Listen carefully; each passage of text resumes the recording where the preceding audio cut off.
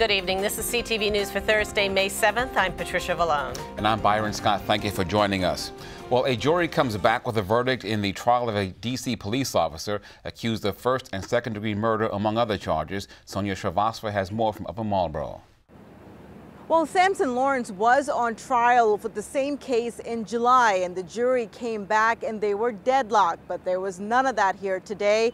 The jury, in fact, returned a unanimous verdict, finding him not guilty of all charges. The family of Samson Lawrence says they felt a sense of relief today as the jury came back with a verdict in their favor. It was through the goodness of God. It was through the goodness of God.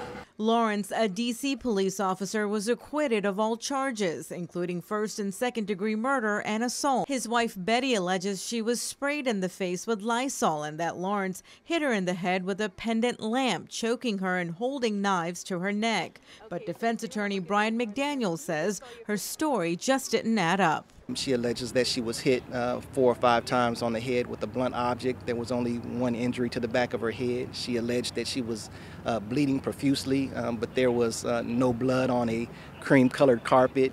She alleged that she had been held up against the wall and had objects placed to her face, but there was no blood evidence supporting that. Gina Ford with the state's attorney's office says there was enough evidence. They released this 911 call that was made by the victim's daughter and neighbor. Prince George's County, 911. What is the location of the emergency? 911, I need you here like now. 1111 Ravensworth Court, Accokeek, Maryland. My father is hitting my mother. I need you here like now. Tell her to either ask her to get on the phone or have her tell you what happened. Tell Brady what happened. She said her husband hit her in the back. Hit her in her head. What's her name? Betty Lawrence. She's a D.C. Betty Lawrence. Her husband is a D.C. police officer. We brought charges that reflected the seriousness of the offenses, and we felt that the evidence was sufficient, but jury is final arbiter, and we respect that. And Mr. McDaniel tells us that now that his client has been acquitted, he is looking to get his job back at the Metropolitan Police Department. In Upper Marlboro, I'm Sonia Shrivastava for CTV News. Lawrence and his wife have 3 children. He has remained in custody while the trial has been going on. And a somber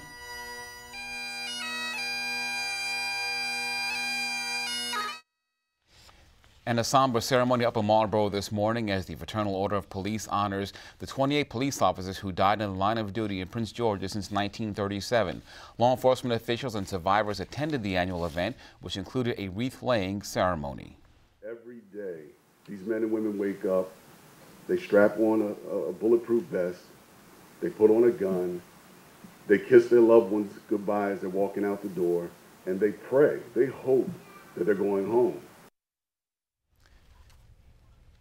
And the most recent fatality involving a Prince George's police officer was Brennan Rebane, who died in a crash 2 months ago today. Governor Larry Hogan makes due on a campaign promise to cut taxes and fees by rolling back tolls statewide. Hogan made the announcement this morning near the Chesapeake Bay Bridge in Annapolis. Increased taxes and fees, they were a point of contention during Maryland's most recent gubernatorial race. Today, Governor Hogan announced a plan to change that by rolling back tolls across the state. He says the move will save Maryland residents $270 million over the next 5 years. Just a short time ago, the board of the Maryland Transportation Authority answered my call and the call of overtaxed and overcharged Marylanders. And they voted for our plan to roll back tolls at every single toll facility everywhere all across our state. This is the first time that tolls have been lowered in Maryland in nearly 50 years. And here are some of the changes you'll soon see. No more monthly Easy Pass fees of $1.50. Cash fees for cars traveling on the Bay Bridge will drop from $6 to $4 round trip, and Easy Pass Maryland tolls on the Bay Bridge will decrease from $5.40 to $2.50. Fees for the 2 Baltimore tunnels, I-695 and US 40 bridges, as well as the I-95 toll in northern Maryland, all drop from $7.20 to $6 round trip, but only for Easy Pass users. And for ICC motorists, toll rates will decrease by 3 cents a mile. We factored into our expected revenues for the ICC a flat projection of usage. I think anybody who knows economics, we charge less. It would not surprise me if we, in fact, see an increase in the usage of the ICC and the ETLs with the reduced rates. While Hogan remained confident that Maryland drivers will embrace the plan, he was a bit elusive as to how he plans to fill the void left in the budget. Our concern is about the money taken out of the pockets of taxpayers, and it's what we ran on, it's what we promised to do. We're delivering on what we said we would. This is a tax cut, and it's what we're going to continue to do. It won't have an impact. We've left the revenues in to cover all the maintenance for all the facilities. There was excess money that went above and beyond maintenance, and that's where it's coming from. Most of the statewide toll reductions take effect on July 1st. And Secretary Ron says the Easy Pass discounts will be good only for those drivers who use the Maryland service and not for those out of state. Well, in the meantime, Governor Hogan says he will pull $20 million from the rainy day fund to help rebuild parts of Baltimore. Hogan has now lifted the state of emergency that was in place after the April 27th riots. More than 3,000 National Guard members were brought in, along with 1,000 additional officers, mainly from the Maryland State Police. More than 250 businesses and 170 cars were damaged during the riots. Meantime, Senate President Mike Miller and House Speaker Michael Bush have announced that a work group will study police practices and community relations in Maryland.